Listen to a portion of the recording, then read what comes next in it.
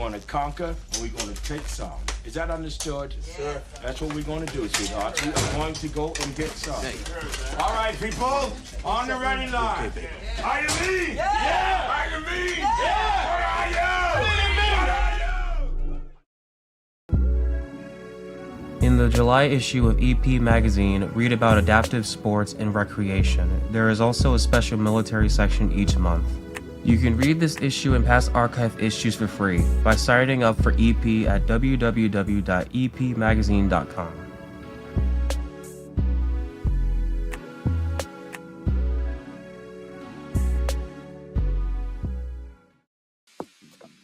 Monotony. It comes in all shapes and sizes. Dull, tedious, just plain boring. But what is this? A contender, perhaps?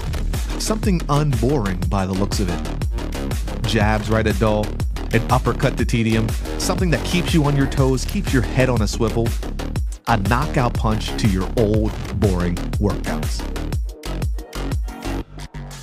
Welcome to Fight Camp.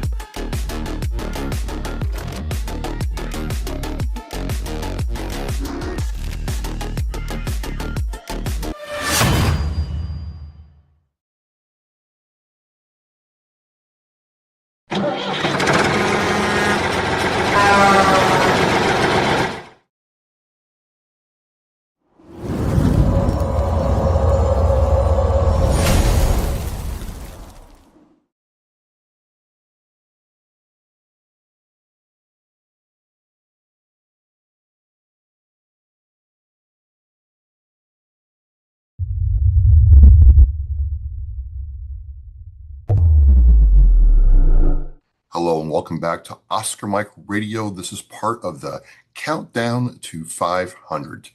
A very special time for me and the show and everybody who supports me. I want to thank my sponsors, Joyce Asek of Asek Real Estate, Danielle Rocco of Echo 6, and my supporters, Cason Shaving Company, Exceptional Parent Magazine, and Fight Camp.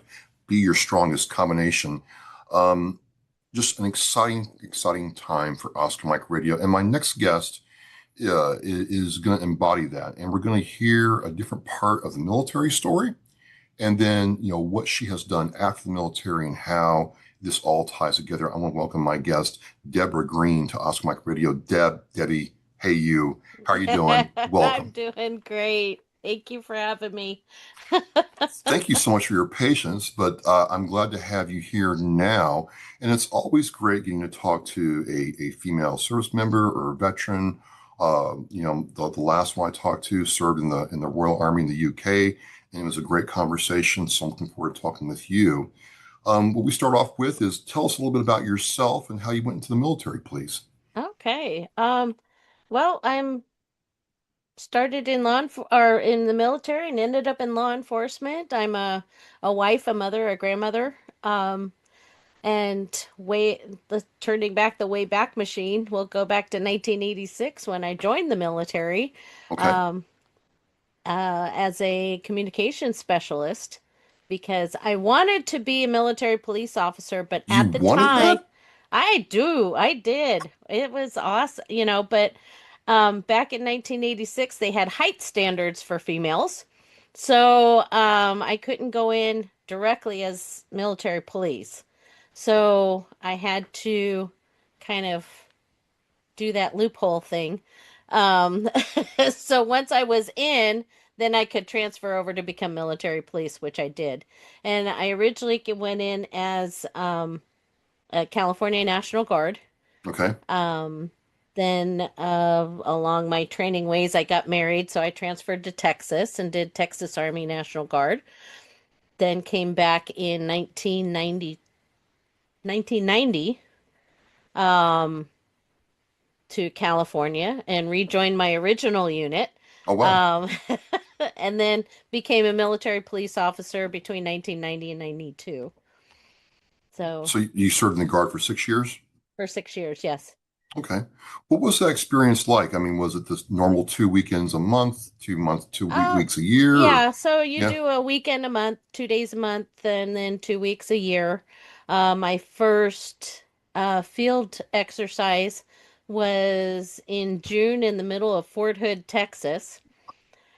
Um, and when you take a California kid who into Texas, the humidity and the heat and everything, I my first 3 days I had heat stroke. Yeah, it gets hot in Texas, It and gets everything's big very in Texas. hot. Everything's big in Texas, yes. So I was part of uh, forward support unit in the 49th Armored Division, which was stationed at Fort Hood, Texas. So that was kind of interesting. I was back there for a couple years and then moved back to California. So So, I like asking women this, especially women who served. Like you went in right before, I did by a couple of years.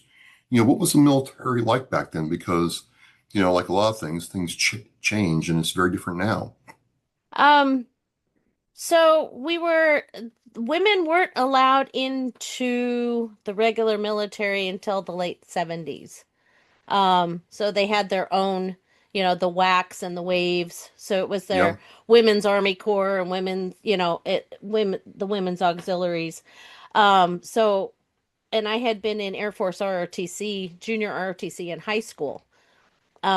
So it was that first experiences of allowing women in there, and I had nothing but positive Oh, experiences, wow. which was good. A lot of women at the time experienced a lot of uh, harassment, uh, not bigotry, but um, just not being considered Equal. equal, Yeah. and I was lucky enough to be in a unit that was very positive. So um that really helped a lot, you know. So you're serving during that time. I still got to go back and ask, like, what called you to the military police Oh MOS? gosh. I came from a service-oriented family, Yeah. so I had a lot of people that served during World War II, Vietnam, Korea. Um, my father was in the National Guard. And what was funny was he was in the same unit I was, 30 years apart or 20 years apart. He went to when he was deployed, he went to the Watts riots down Oh, in wow. LA. My deployment was to the Rodney King riots. So so yeah, so it was kind of my father and I kind of had 20 years apart but the same experiences. But yeah, Debbie, so what I was called more to service-oriented industries because that's how I was raised. We gave back to the country. what was it like going down to LA, your home country during the Rodney King riots? Because I remember watching that on TV and was like, what is going Wasn't on? that the wildest thing? I mean, and at the time when they started, I was in the academy with Sacramento Police to become a dispatcher. So we're sitting there and they brought the TVs into our classroom and we're just sitting there watching it and I'm kind of like going, "Okay, I'm going to be getting a phone call anytime now," knowing that they would take me down and um that's actually what happened was they called where I was at and said, "Hey, we got to go." So that was interesting. And driving in when we first went in, our unit went into Long Beach Yeah. uh, to go in and just get things organized for them. The police were just having fits and starts. We drove in.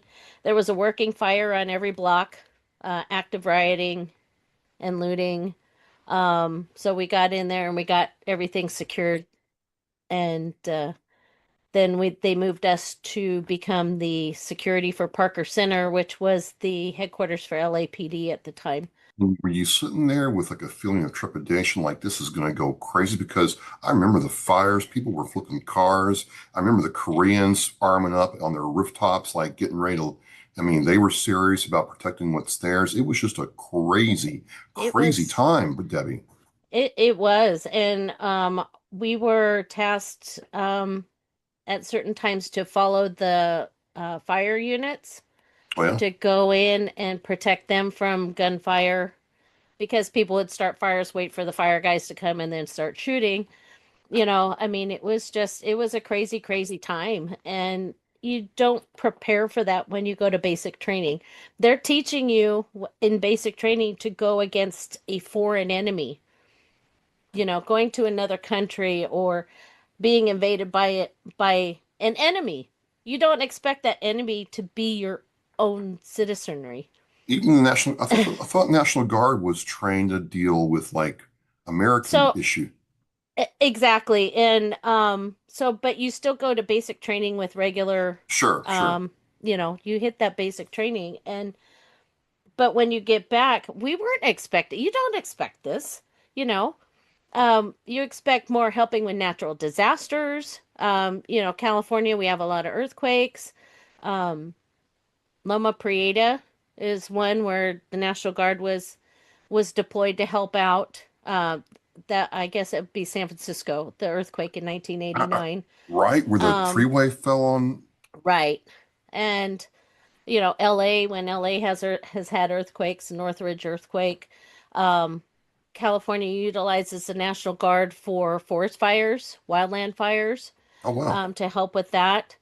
But you don't expect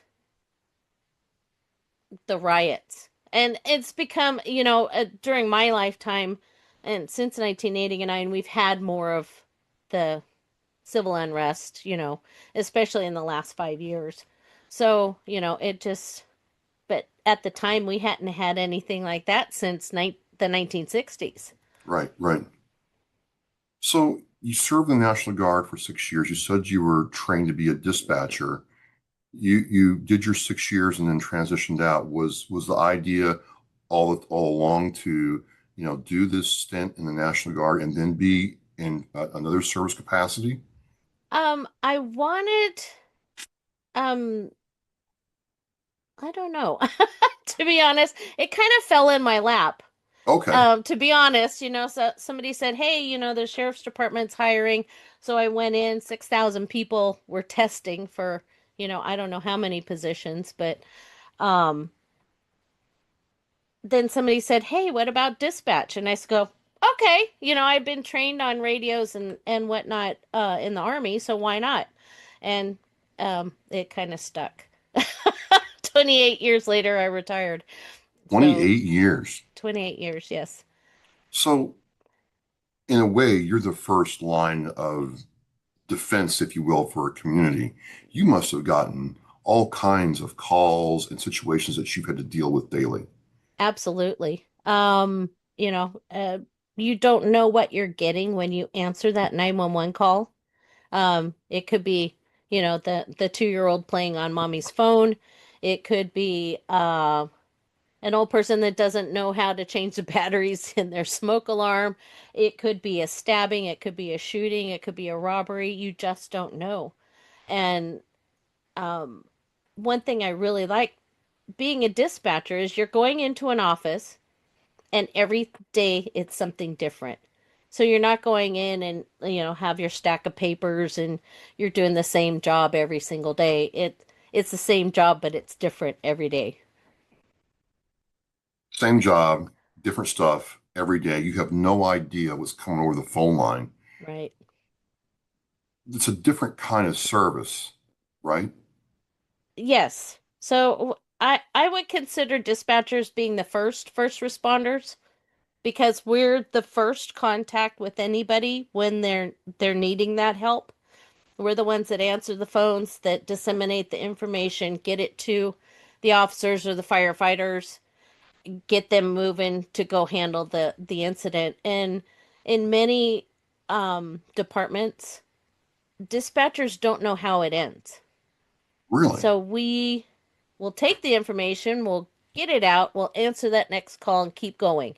But it's a very rare thing to know how certain things will end per se. So luckily, I was in a department after Sacramento. I went to El Dorado County, and it was a small enough department that we could see how calls were ending, and weren't as busy as a larger department. So you still have to see and get the law, whether it's firefighters, an ambulance, or law enforcement routed the right spot. You have to. Do you kind of go with them after the call, or is it just wondering what's going on, or is it just hang up the phone, the next call's coming in? So at Sacramento, it was hang up the call, the next call's coming in. Yeah. During an 8-hour shift, I actually entered 100 calls for service. That wasn't actually the amount of call, that was less than the amount of calls I actually answered, but I entered into the CAD system, which is a computer aided dispatch, 100 calls for service in an 8-hour period with Sacramento. So, That's a lot. well, it's like It's more than 10 calls that. entered an hour. Yeah, Now, yeah. mind you, that I had breaks and I had so it kind of condensed in, but you're answering phones, and a lot of times you have to stay on those calls with the caller until the officers arrive. So, like if you have a prowler or a shooting or a stabbing, you try to keep that person on the phone with you as long as possible to get updated information to give to the officers that are on the way. Well, the reason I'm kind of poking at this is I know that law enforcement and firefighters and the EMTs, I know some they told me, hey, it's just hard to unplug at the end of the day. How's it like for you all taking this call after call, being with that person? What's it like trying to unwind from that, Deborah? Holy hell. Um, difficult Yeah. to say the least, because you're not allowed to. So when you have an officer out on the street, he handles this horrific call. And then after he's done, he has a little bit of time, depending on what agency he's with. He has a little bit of time to process that and talk to people face to face, talk to his partner, talk to his sergeant, kind of to process. Firefighters are the same way. After they're done with the call, they go back to the station and they all sit around the kitchen table and they sit and talk. We're going call to call to call with no break in between and unable to process in between the calls. So you may be going from this shooting call and you're finally done, the officers are on scene, okay, and you're on to the next call, but the next call could be just what we would call an ordinary call, like an alarm company calling to report somebody's house alarm. And you're just going up and down and up and down the whole shift without any time to process what you've been through. And so dispatchers have more of a chance of trauma on the job than even cops and firefighters, because we're hearing it, we don't see it, and we don't process in between the calls. Well, I had to think that, there's a cost to doing that job for a sustained period of time. Like if you can't process it right then, something's got to give somewhere. Exactly. And um when I started in 1992 with Sacramento Police Department, it was still the time where suck it up, buttercup. If you can't handle this job, you don't need to be here. So you stuff everything down and keep stuffing everything down until the straw that breaks the camel's back. Um, and for me, that was in 2019 when I had an officer involved shooting where I lost a deputy. And That after affected. that, oh my gosh, I was diagnosed with PTSD after that. The psychiatrist also diagnosed the whole career along with it. So I have not only the PTS injury, but I also have what they call compound or complex PTS, which is from, a career of listening and not processing all of this. Well, I was going to ask you, I mean, that was your situation in 2019. Did you, throughout your 28-year career, see other dispatchers come into the same situation, and what did they do? We had one that retired out that was really difficult for her to retire out on mental health also. And that was several years before mine, where it was still, suck it up, buttercup, and oh, you don't get stressed. You just answer the phone. How can you be stressed out? You know, they not understanding the significance of what the job actually entails. They were just, oh, you're just girls and you're just answering the phone. How hard could that be? Well, I guess my next question is, so when did it start to change that, like, oh, wow, we put these individuals, these people, these women, these men in the situation for, months, years, days, whatever, and they have real problems, and we need them to be able to, be that first line of defense. When did that start changing, that perception of just suck it up? Um, for us, we got the first indication of something like that back in 2015. We had a peer support meeting with a therapist after a critical incident, um, where they actually invited the dispatchers in to do that because we were right there when it happened. I was dispatching for a domestic violence call that ended up in the suspect barricading himself and shooting at my officers. So after that, a couple weeks after that, they brought us into what everybody nicknamed the Kumbaya meeting, where we all sat around and talked about our feelings, kind of thing. But that was the first indication in 2015 that there were changes happening within the profession itself. Did you see any of these changes come to pass before you retired out, or was it, Yes, very much so. did you think it was a positive thing to see these changes finally come in, or was it like, where was this 10, 15, 20 years ago when we really needed it? Right. So, as a comparison, in 2007, we had an officer involved shooting where we had three deputies shot, um, no loss of life.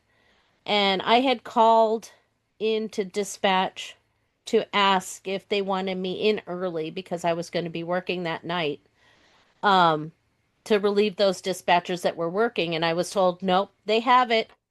No need. Okay.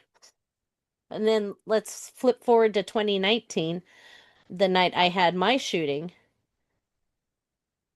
We called in relief early to get me off the radio as soon as things had calmed down.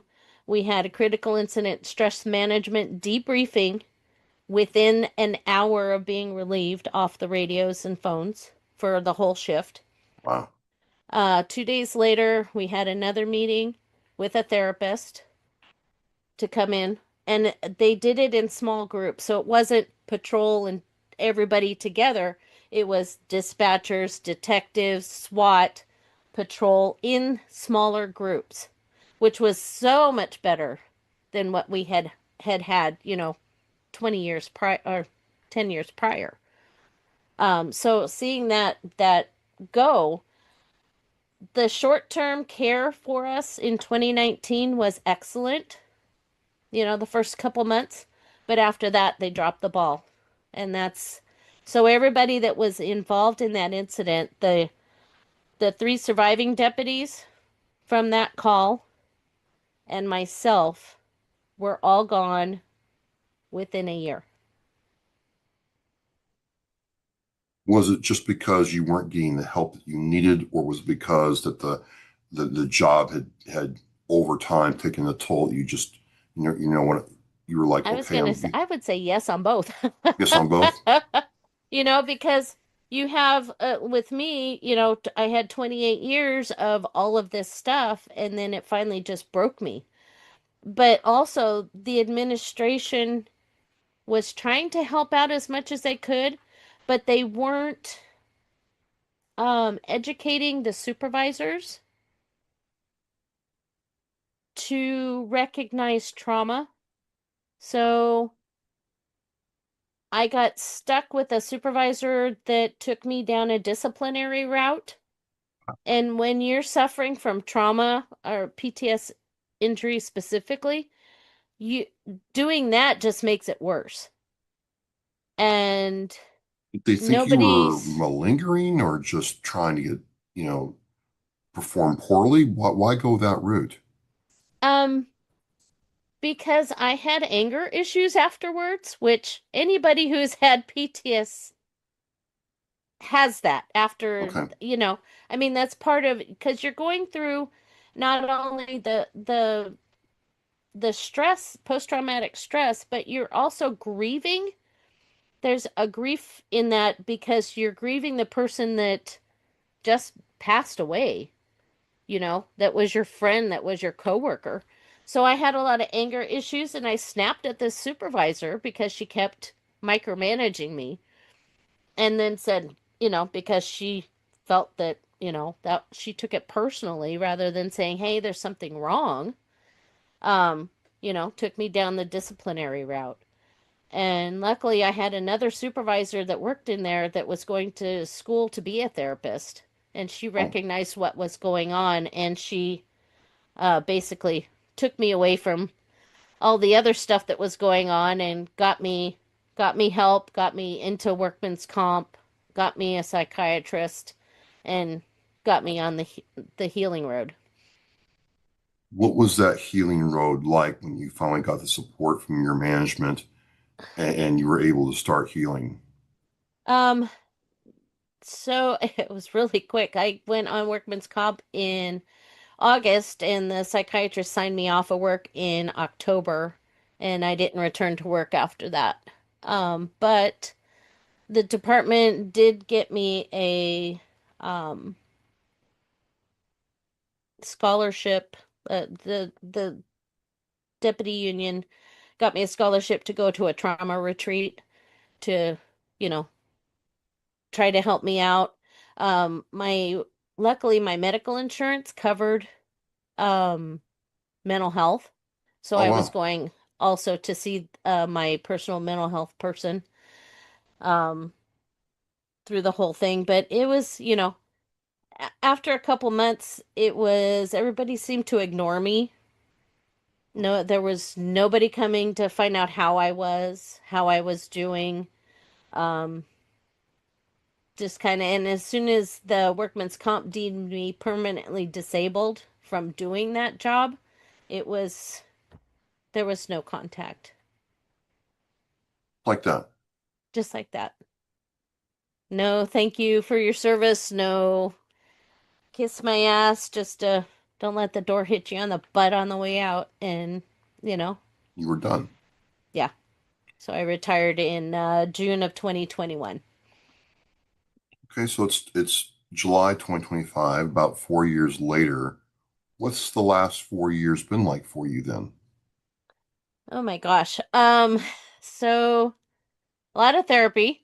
I Yeah. still see a therapist. I have a weekly online support group that I go to called The Power of Our Story, which is free to first responders and veterans, which is awesome. So I get to talk to people around the country and have made some excellent connections and things like that. Um, I my 4-year-old grandson was born a month before I went out in 2020. So I've been doing childcare for him, and I think he's been the biggest help of all, giving me a reason to get up in the morning and seize the day. Uh, and he gets me Let me ask you outside. something about being a grandparent. How is it like being a grandparent versus a parent?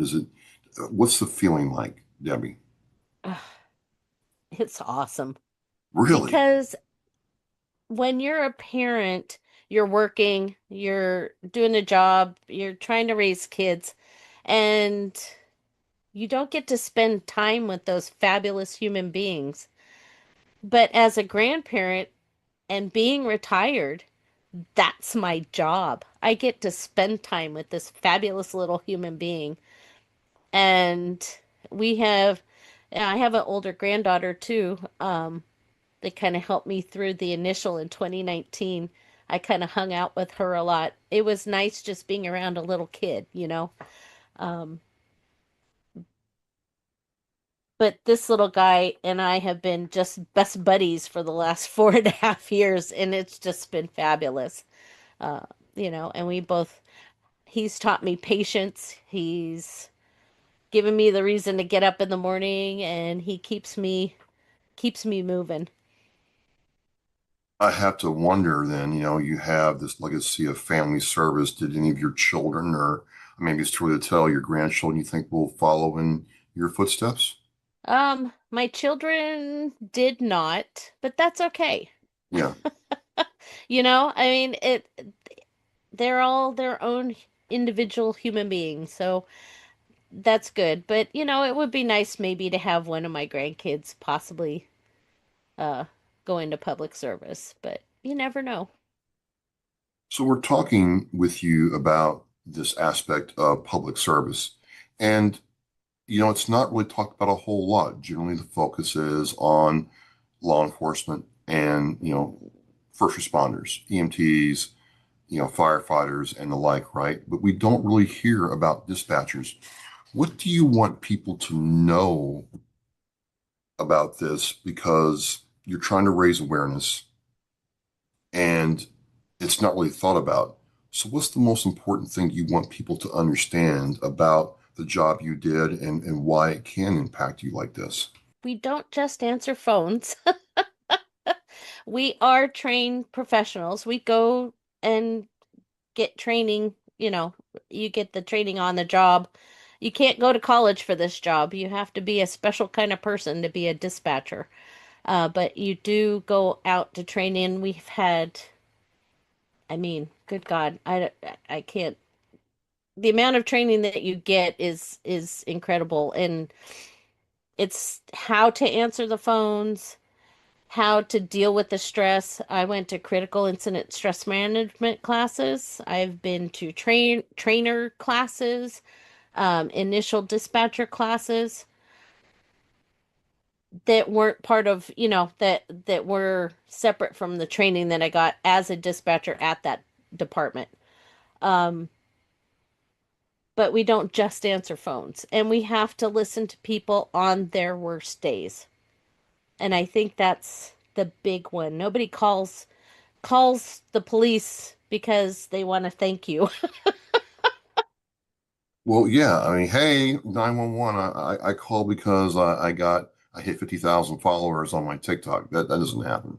No, I mean, it's, I've been stabbed, I've been robbed, I've been, something has happened to them, or they're having a really bad day, and we have to be, um, I kind of, we have to be part cop, part lawyer, Oh, part therapist, and part secretary to to to get all of this. You have to know what information to take from these people. What You have to be 5 steps ahead of the officer that's on the way, so to know what he's going to be asking. You have to know geography. You have to know phone systems. You have to know computer systems, how to read warrants, how to read license information that comes back from DMV. There's so much as a dispatcher, and then having to deal with the trauma that you're hearing and try to process all of this information in a short period of time. And it just adds up year after year after year. It's a stressful job. have you ever gotten the call from the mother and the father who are trying to go to the hospital, deliver a baby? Have you ever delivered a baby over the phone? No. I was Oh, not so when we had a medical call, we transferred it to medical dispatch with Cal Fire. So they had more. I did law enforcement only. Um, well, so I'm asking that because I have to think one, most, if not every call you got was something bad, as you said, happened. But was there ever a call where you're like, you know what, that person was on the edge and I brought them back? Was there ever a story about that? I've had several people that would call and be in the middle of a panic attack. Oh, wow. I had started my mental health journey actually in 2015, um, because I had open heart surgery and had things that happened there. But I had went to some mental health classes then, and learned how to bring somebody out of a panic attack. And so I used that at work. And that's another thing. If you're going to mental health classes, it's only a positive thing to bring with you to this type of job because you're actually helping people that way. So you would tell a dispatcher out there that, hey, if your, precinct, if your town, county offers these classes, you should definitely go. Oh, definitely. Even if, and these were through my health insurance. So when Oh, I okay. was, yeah, so I'm with Kaiser Permanente in California, and they have, when you're going to see a therapist, you get all sorts of classes offered to you. So I've been to depression, anxiety, work stress, um, mindfulness, all sorts of classes to teach me how to help myself. And in the process, it actually helped other people. It just sounds like, what could have been a very detrimental situation actually was a way to, learn how to help others. You're Oh, you're yeah. out of this, you're out of this now. You have what, two grandchildren? I have 10 grandchildren. They range in age from 20 to 3. Well, that'll Um, keep you busy. 6 of them are back east, so I have not met them yet. But I have 4 out here. So my oldest out here is 10, and the youngest are 3. I have 3-year-old Wow, twins, twins. and then my 4-year-old grandson. So yeah, Well, that puts a smile on your face. it's it's just I love my grandkids. I really Yeah, do. yeah. You've gone through the situation and you're able to now talk about why dispatchers need mental health resources just as much as, other first responders do. Have you, just from the outside looking in, seen that change in law enforcement? Because I still hear there's an aspect where, oh yeah, we're pro mental health resources for law enforcement and those people around there. But it's my understanding if you go into your chief and say, hey, I'm having an issue, they're still going to pull you off the line and put you behind a desk before they and really get a feel for how you're doing. Is that still the case, or how's the best way to handle that? I don't know. Well, you can't really take a dispatcher off the line and put them at a desk job. Sorry, it Right, just right. Well, doesn't that's the work. thing. I mean, for But for for for for a police officer, you can, but for you all, well, you even can't. then, the tide is turning. It's a very slow one, but I see changes, but they're not coming fast enough or permanent enough. I mean, a lot of departments will just say, yes, we have peer support. Yes, we have this. Yes, we have that. Yes, we sent them on critical incident stress management. They're just checking the boxes. They're not being proactive as far as getting their people mental health. What I would really love to see is therapists, psychologists, psychiatrists on staff with law enforcement departments, with fire departments, so that people have someone they can go to rather than the EAP, because EAP is not working. They only give you 3 to 5 free. You Yeah, can't you can't get rid of a lifetime of trauma and stress in 5 visits. There has to be a long-term solution. But there are groups out there that are helping. Um, the Power of Our Story, the Overwatch Collective, Warrior's Heart, um, West Coast Post Trauma Retreat, which is opening up more places around the country. Um, but those are private. They're not, you know,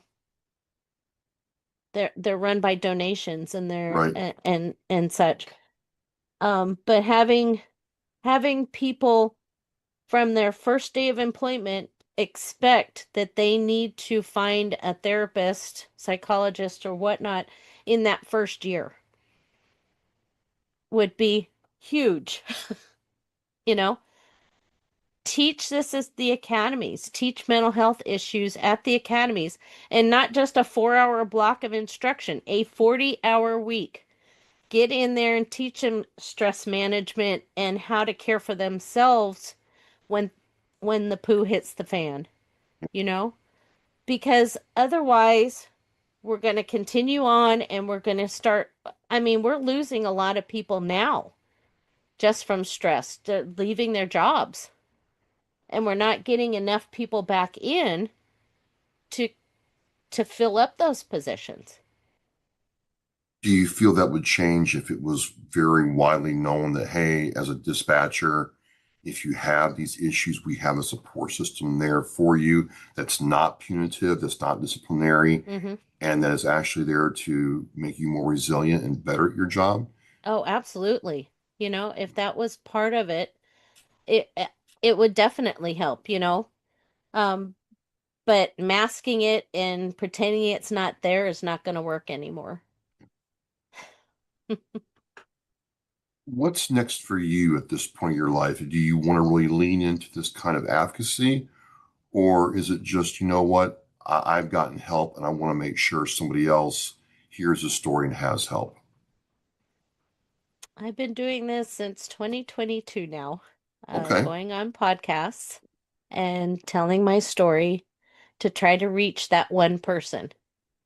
I reached one person. Now I'm off to find, you know, second, third, fourth, fifth, somebody that my story is going to resonate with that will say, hey, that happened to me. She got help. She's doing better. Maybe I should get help. And I'm just going to continue telling my story and until I die, maybe. Well, I think you You said know, something I very mean, interesting. it's, It is about the power of one person and saving that one life. I think that's a very powerful way. I mean, I think it's just been, really interesting. I not that I didn't think about it. I know it's work, but I didn't think about the role and but thereby plight of the first responder providing this kind of care, if you will, to the community. It mhm. takes something out of you. Oh gosh, yeah. You know, I'm not the same person I was when I started this in 1986. The job changes you, and how you deal with it, you can change it to the good or the bad. Yeah. You know, we're losing so many officers to and firefighters to suicide now that it's not good. LA lost 4 in 24 hours to suicide. Chicago keeps having the same. You know, that's not good. We need to get down to our frontline guys and say, "Hey, us people up here in what the Chicago calls the ivory tower, we care about you. Let's do something." You know? And So, oh, go ahead. oh no, no, go ahead. How can people do you want people to contact you about coming on and talking with them? If someone is looking for resources, do you have you know, a way Oh. to guide them? Is that your direction now? Um trying to get my story out there, promoting. I'm in the Power of Our Story, which is the support group, and I'm always putting that out there for people to come and join us and talk, and you know, we're a safe space. We're first responders and veterans and civilians who are what we call bridge builders. So we a lot of mental health coaches and things like that are members. There is a book that they put out. Let me show you. It's called Wounds to Wisdom, Wounds to wisdom. and Okay. it's 29 of our members did a chapter, and it's definitely have Kleenex when you Oh, wow. when you read it because there's some powerful stories in that. And there's 2 dispatchers, a bunch of veterans, some cops, and yeah, it's a great book. Um, but find places that fit you. You know, it's not going to be a one time. If one doesn't fit you, then Move on to the next. First Responder Support Network is a huge spot for information. They have therapists, they have groups, they have all sorts of information for people. And if you go to that website, they can really help you out. So you have these resources. I'll get with you to get the links in the Oscar Mike Radio show post. I just want to thank you for sharing with us, Debbie. I learned so much today that I didn't know about the role of a dispatcher and the price you all pay to take care of us. Thank you for having me. Well, again, Debbie is part of our Countdown to 500. I'm going to have the links to some of these resources in the Oscar Mike Radio website post. And if you have a podcast, I've had a great time talking with Debbie. Have her on yours. Debbie, I want to thank you for coming on with us. Oh, thanks for having me. It's been fun. Well, there you go, folks. Countdown to 500. And also look, ask for help, get the help you need. As we say, we are mission in flight. The biggest fear Gold-Star families have that their child will be forgotten. We need to never forget freedom wasn't free. It's the fact that they give us the life we have now. We should remember them and give thanks to them. If I can be a part of something today that's going to make the surviving family of any of these veterans, these heroes, feel better tomorrow, then it's worth it. That one wreath symbolizes one family that was able to smile because of the generous donations. To sponsor a wreath and honor a veteran, visit wreathsacrossamerica.org. Thank you for listening and watching Oscar Mike Radio, where our active duty service members and veterans are in action and the mission is in flight. Oscar Mike Radio is an oversized load Co-Sinista One production. If you are a veteran or know a veteran who needs help, please dial 988 and press 1 for the Veterans Crisis Line.